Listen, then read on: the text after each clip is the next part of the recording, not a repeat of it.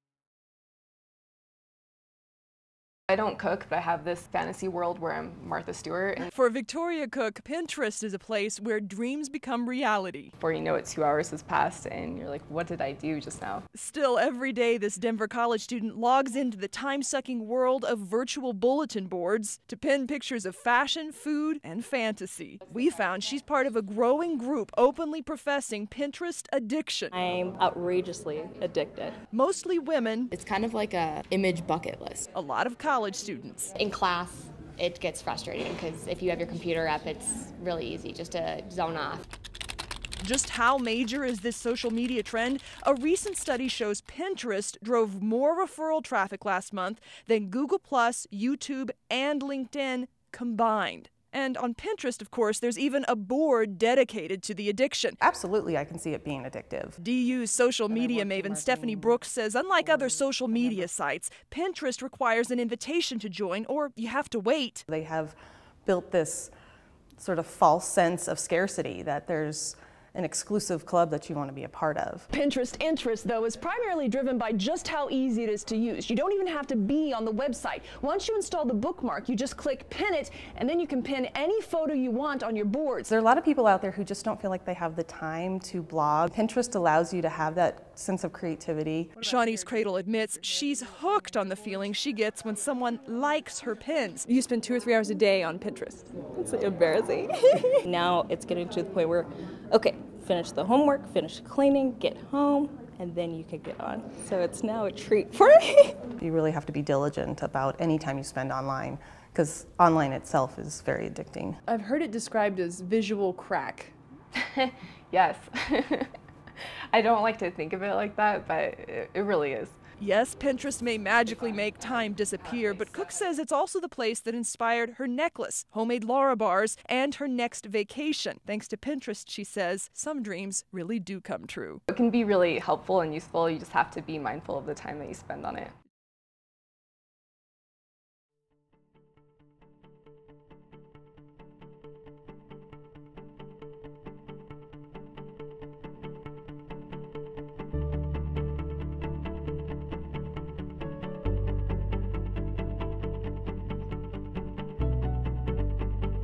Your love gives me strength.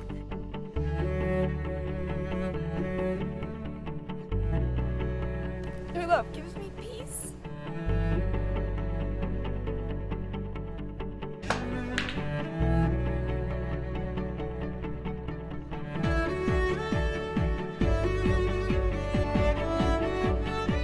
I knew possible.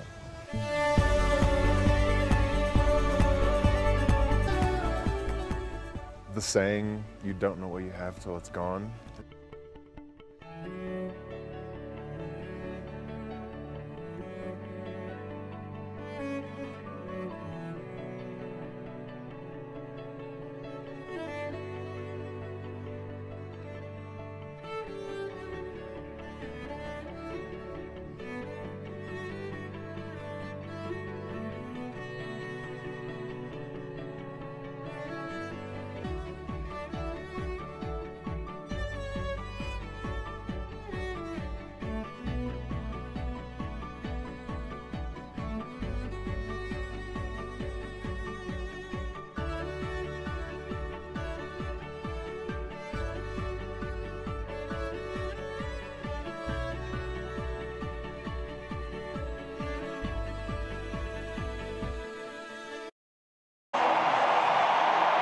Game day at Sports Authority Field is unlike anything else. If I could, I'd have football 24/7. Instead, Eric Del Toro settles for football 24 hours, 3 days a week. My wife and I, instead of going on a Hawaii vacation trip or Cabo, this is what we do. For every home game, he camps out in his Broncos bus so he can get the most sought-after spot. In this whole stadium, lot C there, that's the tailgate, that's #1. Sometimes that means spending up to 3 days just waiting.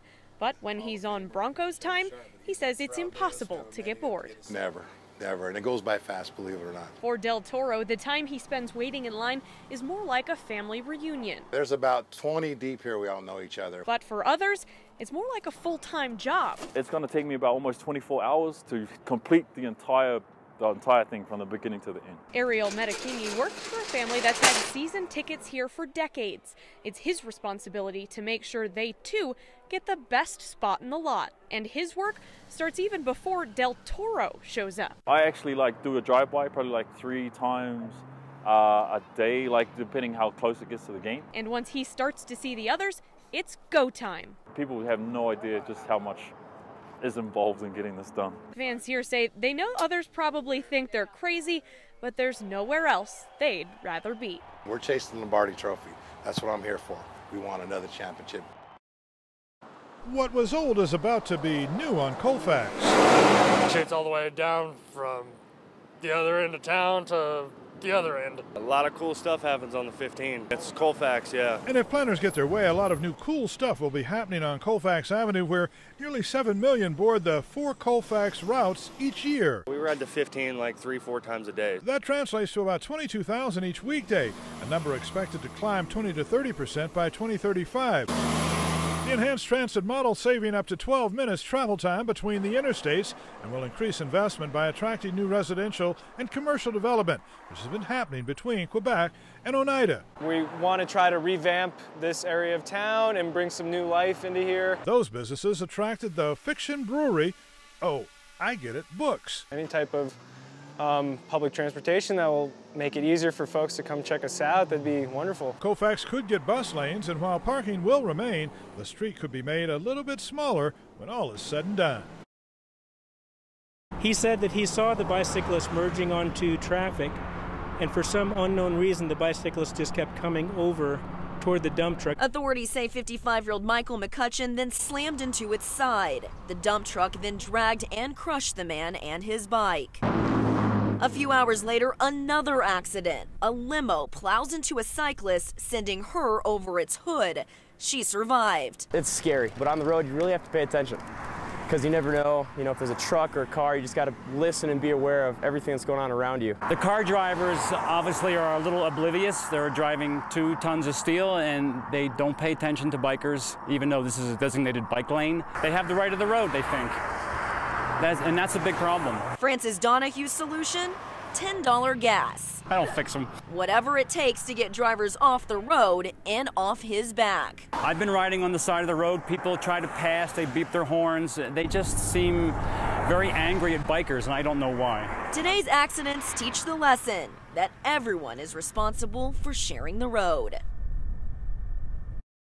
The house shook and the windows rattled. There's no damage to see, but Judy Dunn knew instantly what happened back on the night of May 31st was big. Within a few minutes, and the news came on and they explained to us that we had had an earthquake. The government says the shaking she felt was thanks to a 3.4 magnitude earthquake. It hit 4 miles northeast of Greeley, an area that doesn't see quakes often. I have to do a few things to make sure the station's operating correctly. Earthquakes here are so rare that William Yeck is now part of a team of CU Boulder researchers trying to find out not only where the earthquake happened, but why. In the case of this magnitude 3.4, the aftershocks would not be felt by people. Across Greeley, CU is installing lab stations like these that'll measure aftershocks. We have a seismometer in the ground. The goal, see how close the quake is to any wastewater, a byproduct of fracking that's pushed underground during production. CU researchers say figuring out where the earthquake happened is a lot easier than trying to figure out why. And while workers want to know whether or not this whole event is related to fracking, they also admit they may never know what caused the ground in Greeley to shake in the first place. Scientists from across the country continue to believe the increase in fracking has resulted in more earthquakes nationwide. But so far in Greeley, CU says, the fact of the matter is we don't have the data at the time to say one way or the other. Judy doesn't mind waiting around for answers, but no matter what the university finds, she's staying put. Not going to take us off this place. The Colorado School of Mines said it had to go. A Victorian home built in 1923 needed to make way for a new welcome center for the school. The price? Free. Just pay for the move. Golden Realtor Sam Kimbriel said he'd take it. It's one of Golden's original houses, and we felt like it really made sense to keep this house as a piece of Golden history. So at 7:30 Tuesday night, the move began. Making the 1.3-mile trip across town had concerns all their own. Trying to figure out how to make sure that things hold together. So we're going to move all the power lines up or down. You've got to disconnect them from several poles all the way down to create enough slack to push it up to be able to get the house underneath. Cindy and Bob Haxel will eventually buy the home from Kimbriel. They're looking for bigger and more historic digs for their Golden-based homeopathic business. Well, we think it's kind of awesome, I mean, to kind of preserve a piece of history of Golden. And, exactly. Cindy's been looking for like an old Victorian or brick bungalow for a number of years to move her practice into. After about 6 hours and $75,000 later, the actual cost of the move itself, the home turned into a business will soon be settled in and once again full of life. It's good to be home.